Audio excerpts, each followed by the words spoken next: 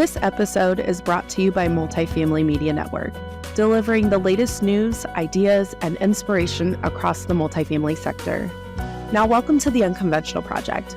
I'm your host, Vanessa Grayson, and for the past few years, I've been navigating the multifamily industry on my own terms, embracing my authentic self, if you will. It's been a wild ride filled with triumphs and challenges, success and imposter syndrome, doubts and shortcomings, but one thing is clear: there's no single pathway to success. The mission of the Unconventional Project is to shine a light on the thoughts and experiences of other uniquely cultivated leaders and processes who have taken an unconventional pathway to achieve their goals. We're here to celebrate the diverse and creative minds that need to be heard, to collaborate on the joys and struggles of authentic, unique leadership, and simply bring our whole selves to a table designed for everyone. Are you ready? It's time to embrace the unconventional. Hey y'all, welcome back to the Unconventional Project. As always, I'm your host, Vanessa Grayson, and the Unconventional Project is brought to you by the Multifamily Media Network. Shameless plug per usual.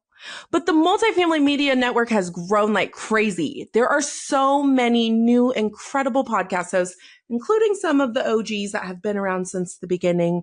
But I promise you that no matter what, when you visit that website, www.multifamilymedianetwork.com, there is a podcast host for you. There is content that you want to listen to, that you can resonate as you navigate your passion and purpose that just so happens to be in the multifamily industry.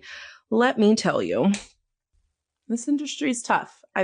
It's been interesting to navigate here lately, but we're working through it. Shout out to us. Honestly, shout out to everyone listening to this episode. You are phenomenal. It takes so much to work in this industry, and sometimes I just don't think we hear it enough.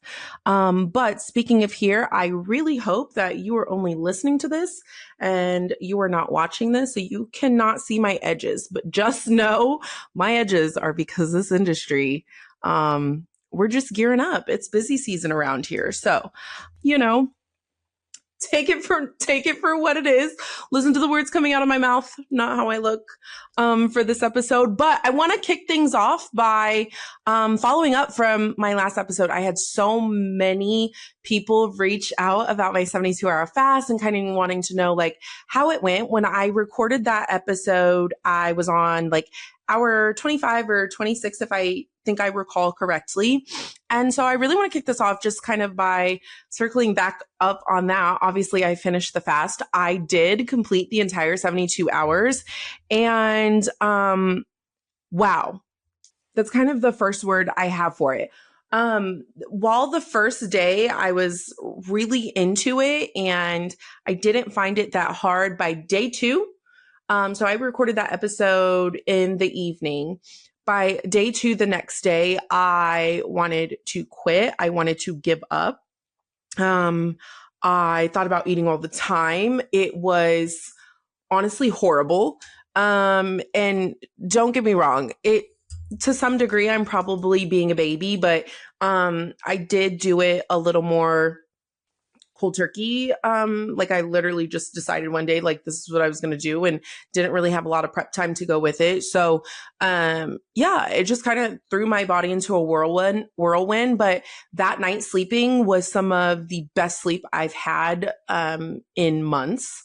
I didn't wake up in the middle of the night, kind of like I usually do. And then by the next morning, I was so clear-minded and focused. I was at my brain, I had no brain fog. I was functioning at such a high level at work and at home, and just with all the projects I have going on in life, that day three was absolutely incredible. So in terms of breaking my fast, I ate really lightly. I had a couple pieces of mango. The day after my fast, I honestly did not have a full meal. I wasn't hungry. And I was actually genuinely surprised. I was like, oh my gosh, I know I'm going to eat everything in sight, but that was absolutely not the case. 2 days after my fast is when I had what wasn't even really a full meal. It was just something really, really light. And even then I like hardly finished it all. But all that to say, like, what that did for me, I may not be able to like find the right words fully because it gave my body such a reset. But you know, like I discussed on the last episode, the reason behind this for me was really just to test my discipline. And we don't talk about discipline and leadership enough, and the trust it builds and the outcomes that it can bring. And so it definitely gave me a fresh perspective into my leadership, but also just how I navigate my career in general, and just like discipline in my everyday life. Like, I had so many temptations. Like, obviously, my kids still had to eat. So, you know, making them dinner and knowing I couldn't just like, you know, that thing that kids do. They're like, Mom, do you want the rest of my, like, whatever it is? And all I wanted to do was take a bite. And so really leaning into my discipline and the trust that I have for myself to reach my goals, it interchanges so well with just kind of things that we don't always touch on in the leadership realm. And yeah, definitely something to unpack for the future. But I got a lot of questions. Would I do it again? Absolutely. And I really do think I'm considering doing it again in June. And you know, Atomic Habits, it takes how many days was it? I know a lot of us have read the book. It takes 66 days to build a habit. And, you know, will this become a habit of mine? I don't know. Like, maybe it just becomes part of my routine. But now that I've done it, I know I could do it again. I know that my discipline is really stronger than I think it is. And I think it's absolutely comes down to the mindset that you have when you go into it, and the mindset that you have waking up every day that, you know, there's a goal, the goal's within reach, and are you going to do what it takes to stay grounded and get there? So, no, it was absolutely incredible, which is honestly why I kind of wanted to dive into the topic that I'm going to discuss on this episode, because I think it is so incredibly important, right? So, a little bit of backstory on the Unconventional Project. So this got its name because I think throughout my career, I've always heard that I do things differently. As a matter of fact, I directly recall like some of those personality tests, like when you get hired from employment, they have you take the personality test and it tells you, don't get me started on those because I feel a little bit of a way about those, but it tells you like, you know, based on each specific category, like based on what test each company uses, like how you best fit into the role. And I kid you not, it's always a general consensus that I will be a rule breaker. I will not follow policy and procedure. I will always look for a way to do things differently. And at first, hearing some of these things, it's just like, that's not me. But I've learned to embrace over the course of several years that that is me. But I do believe that my intention behind my actions does matter. And am I intentionally breaking the rules, or am I bending the rules not to breaking, but to be innovative and creative and thoughtful and mindful that there's not one singular way to complete something?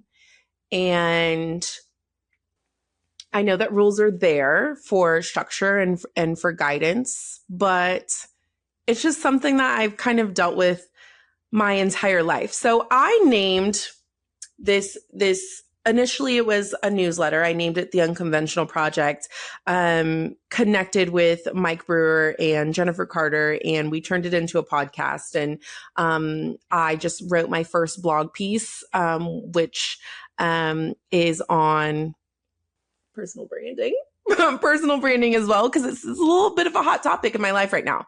So I think the big thing for me is because I had that level of, she's always going to do things differently associated with me, I took what felt like a lot of criticism at the time, because it has put a reputation on me that, listen, two things can be true at the same time. We can agree to disagree. At the end of the day, my intention is my intention, and I know where my heart is. And so I don't give a lot of leeway for the conversations that I do know take place about the personal brand that I've developed for myself. But, our personal brands, ego projects. And I think it's a fair question given where I'm at in my career. And I'm sitting in front of this mic right now, and I have a podcast that is personally branded to Vanessa Grayson. It's the Unconventional Project. The title is everything I've been branded by outside factors for my entire career. And rather than sulk in that, I've taken it and I've turned it into something completely different to storytelling and to share my career and to share my journey through all of this, and to really shine light on other individuals and resonate with other individuals that are going through the same thing. It is hard to kind of do your own thing when an industry such as this one kind of gives you a blueprint. Like, for example, while we know you could branch out into other areas of the multifamily industry, like let's say, for example, I started as a leasing professional. I think the almost immediate reaction is like, oh, one day you'll be promoted to an ACM. And then after that, you'll be promoted to a CM. And then after that, you'll go to a regional and so on and so forth. But like, do we all have to do that? Like, is that the path that we all have to take? Or can we do things differently? Can we be good at multiple different things? So for me, while leasing is my first nature, and I will never not love leasing and the interactions that I get to have with my future residents, I'm also really, really good at marketing. And it's just information and knowledge that I picked up over the course of time. But it feeds into the role that I play now as a community manager. In addition to that, when I was a CM on a smaller site, I had a phenomenal service manager. Shout out to you, John Fisher, who changed my entire career simply because he was so genuine and so passionate. He saw so much in me. And so he would take me anytime I had the opportunity to go with him and resolve a service ticket, he would take me with him. And it was literally 25 years of knowledge just being poured into me, like to give me technical skills. It's actually crazy how I can almost diagnose an HVAC system. Like I could probably go look at one and potentially tell you what's wrong. And that's all because of John Fisher. But with that being said, like I want to shine some light on personal branding. And while we can ask the question, are they just ego projects? There's some truth to that. To be quite honest with you, there is a lot of truth to personal branding being ego projects. It can feel cringy, and quite honestly, initially it's always going to be met with criticism. It's the feeling of like, okay, that person is attention seeking, and like if they would be more real with their words and authentic with every like component and thing that they share that happens in their life, those things would speak for themselves. Like they don't even really need to do this. Ultimately that we're looking for clout. And, there's a little bit of truth to that at the end of the day, right? But I'm a firm believer that real authenticity will resonate. The genuine nature in which a person executes their personal branding will resonate and it will align. And I just mentioned that I recently wrote a blog, and shout out to Miss Melissa D. White, who is just a phenomenal individual. But as I mentioned in that blog, Melissa D. White on an activation call, these incredible hour calls that she used to run, says your audience is one. And still to this day, I say it to myself all the time, even when I don't know what I'm going to say on an episode, or I don't know what I'm going to write about in a blog, or like, what direction is this going for me? I always circle back to what Miss Mel said on that call, is that your audience is one. And I think it goes back to, some things that I recently just wrote in that blog, being that your impact matters more. Like, it's a quality thing versus a quantity thing. Your impact matters more than the number of people that you reach over the course of time. And so definitely want to start by saying that, like, the criticism surrounding personal branding, there's some truth to it, right? And at the end of the day, it's up to you as a person who's on the receiving end of someone's personal branding, how open-minded you are to receiving the information. You may not be that one. You may not be that one person standing in their audience, and that's completely okay. But like, let's reframe it a little bit, right? So you've got branding and you've got bragging. I think they're two completely different things, right? So when I go to share pieces of my life, or think pieces, or even rolling out like this episode right now, it's not to brag that I have it down. It's not to say I have it all, or I know exactly what I'm doing. I know exactly where I'm going, because that is absolutely not the case. But my brand is being unconventional. My brand is bringing new thoughts and innovative thoughts to the table, things that we haven't thought of before. My brand is being genuinely myself, and being able to say that whoever's listening to this right now, that I don't have it all down. I don't have all the answers. I'm wrong. I fail at things, or I don't like to say fail. I lean heavily into my opportunities to grow. So that is my brand. And it's not necessarily me bragging. And if I were going to brag, quote unquote, about anything, it would just be that I'm in a place in my life where I can just kind of share my brain with the world. And that's incredible for me, because in past scenarios, I haven't been able to share, or when I do share, it's met with a level of criticism that I wasn't necessarily prepared for. But ultimately, it's not about ego. It's about ownership of your authenticity. It's about ownership of your story. It's about ownership of the narrative that you are driving when you roll out your personal brand, and really standing all 10 toes behind who you are and what you stand for. So with that being said, like, I want to talk a little bit about why this matters. So I think, as most of you know, I rolled out the Unconventional Project. I took a little bit of a break in between. I did a couple episodes, and going back to Miss Mel, she was just recently in Kansas City, and she said something so incredible to me. She said, "Are you still doing your podcast?" And I said, "Yeah." I rolled out a couple episodes, and I had to stop, and I really had to think about who my audience was and the impact that I wanted to make. And she said, "Can I be on your podcast? Like, I'm a fan." And it was first of all, so incredible for me to hear, because the first public speaking anything I had ever done was when I was in the 20 in their 20s program. And Melissa D. White and Marcy French, they hosted a panel for our group, and I was able to moderate for them. I was so incredibly nervous.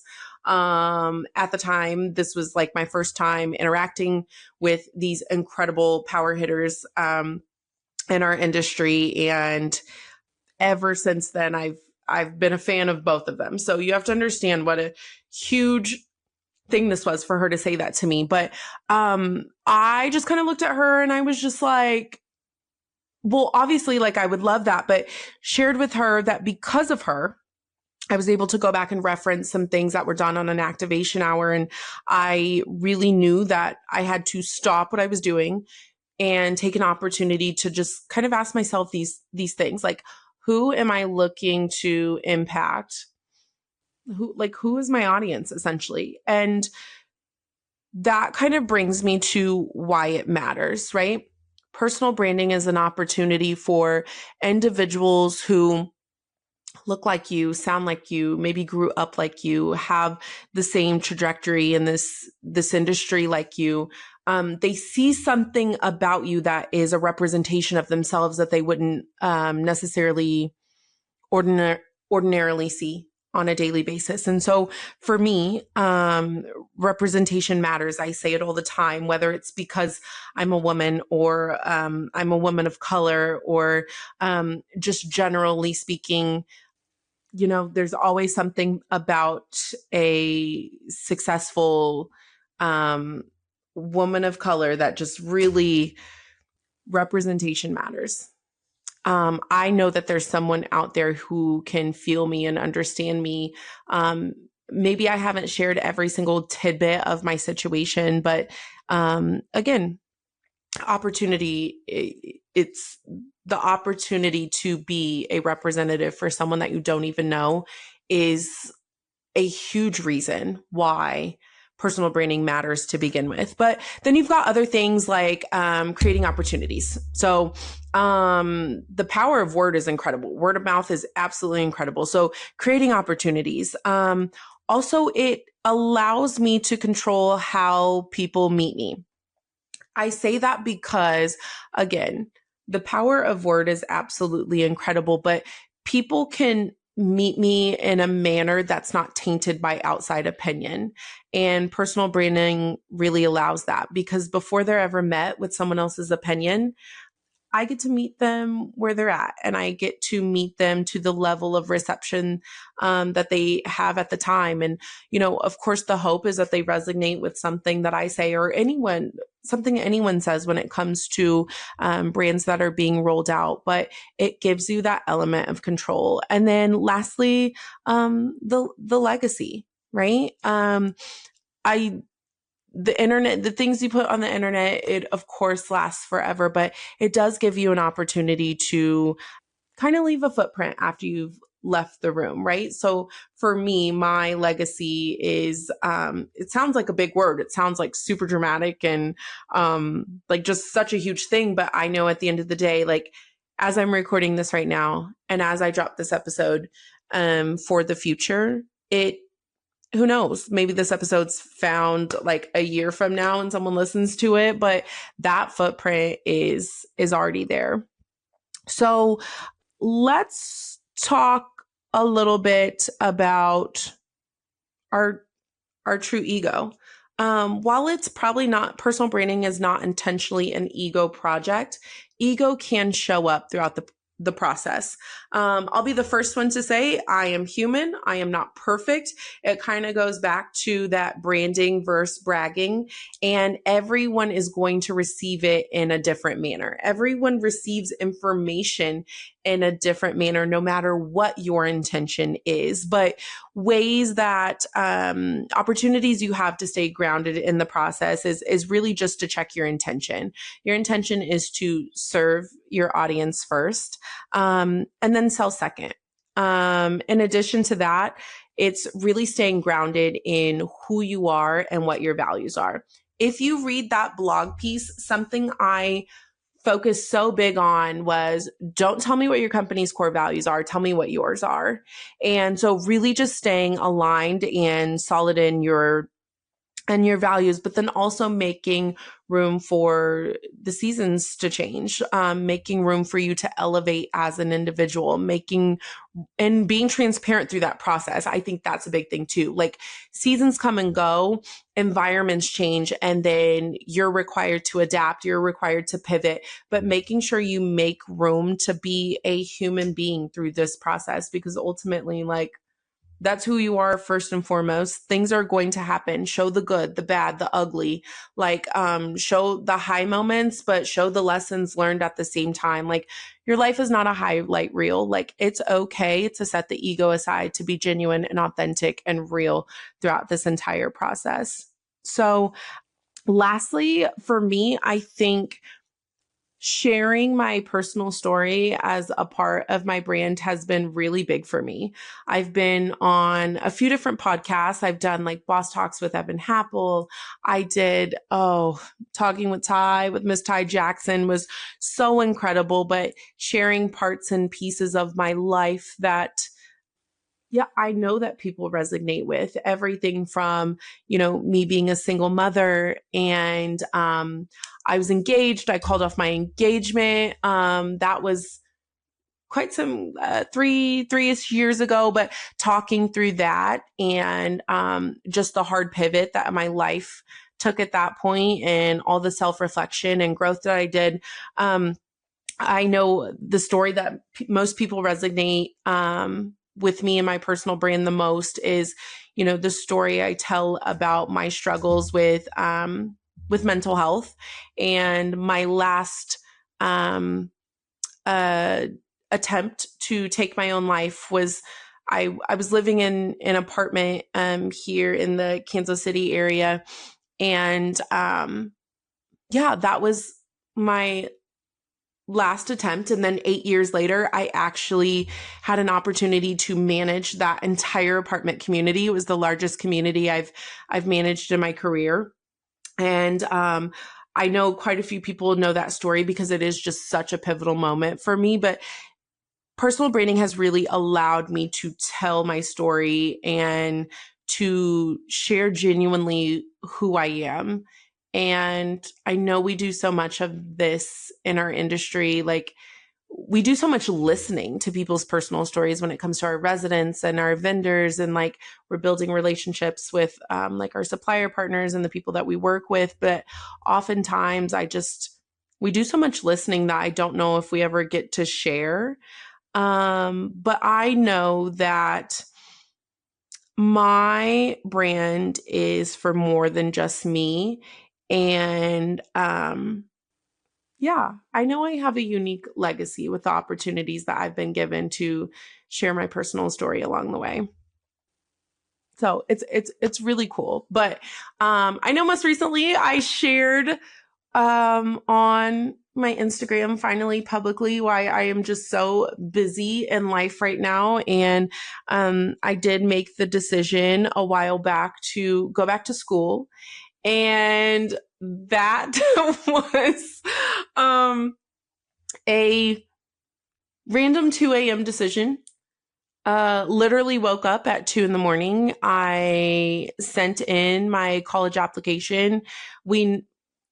Again, going back to personal stories I've shared, just kind of my college journey. It just wasn't a thing for me. And I've had a very successful career without it. But I think as I've gotten older, I'm not missing anything. It's not going to do anything for me, but I am a big advocate for, finishing the goals that I've set for myself. So a random 2 a.m., I hit submit on my application. I wonder if I have it.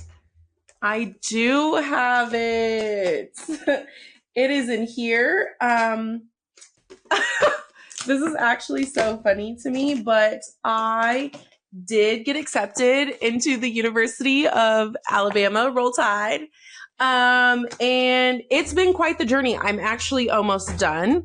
I am just a few months away from wrapping it up. And so, again, it just goes back to branding versus bragging. Someone's going to feel that. And one day I'm going to talk about this experience of me going back to school because it's been a time, to be quite honest with you, but you don't need to build a brand to go viral.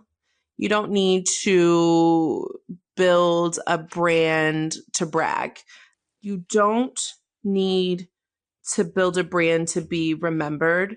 And so ego aside, right? As you are working toward building your personal brand, first and foremost, your personal brand is going to be at its best when it's legacy driven. When you have a focus and an intention and a thought in mind to simply be who you are, to show the world who you are, to meet people where they're at, to resonate with people, to connect with people. that is what is going to allow your personal brand to thrive.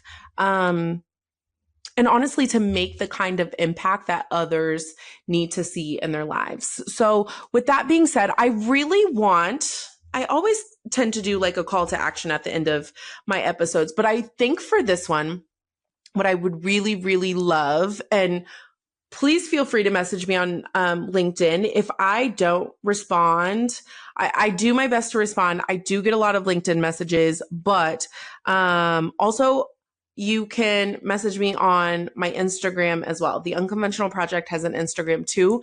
And so I think for this specific call to action, what I think is I would really love to know a person that you've come across, and I would love to know what is something that has impacted you from their personal brand. So we have so many multifamily, amazing, incredible individuals that have created a personal brand for themselves throughout the nation. And so what I would really love to hear from everyone is like, who's someone that really resonates with you, and why do they resonate with you so well? Is there something special about their personal brand that you enjoy? Is there something that you connect with that you feel like is just the most unique and authentic and genuine thing possible? And I want to hear about it. I want you to share that information with me. So whether it be so I can meet someone new or learn something new about someone else, or maybe even have them jump on for an episode, we would love to do that too. But I want to know who your favorites are out there. What resonates with you the most? And also, like, when you choose to follow and stay up to date with the personal brand, like, what are some things that you look for as well? So it has been a pleasure to sit here with you all for this episode. Obviously can't wait for the next one, and be sure to check out some of the upcoming blog posts that I'll have as well.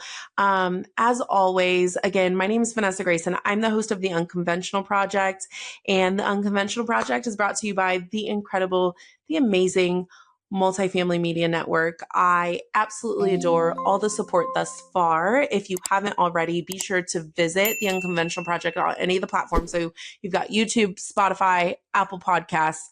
Go find it on there. Go subscribe so you can be alerted when all my new episodes drop. But until then, stay blessed, stay happy, stay productive, stay successful. Remove your ego and operate from pure intention and the intent to create legacy. Everyone's absolutely capable of developing their own best personal brand. See you next time. Bye. You made it to the end of the episode. Thank you for joining us on this incredible journey. The Unconventional Project is the table I've always dreamed of, a place where the seats never run out, where we celebrate life's experiences, big and small, and where our hunger for knowledge is never satisfied. Today, I hope you feel empowered to embark on your personal path to success, embracing every aspect of who you are, what you've been through, and the growth that lies ahead. If you enjoyed today's episode, don't forget to subscribe, like, leave a review, and share it with your network. And remember, this podcast is proudly brought to you by Multifamily Media Network, your trusted source for stories, trends, and insights in multifamily living. The most successful project you'll ever work on is the unconventional one, the project that is uniquely you. Stay connected and see you soon.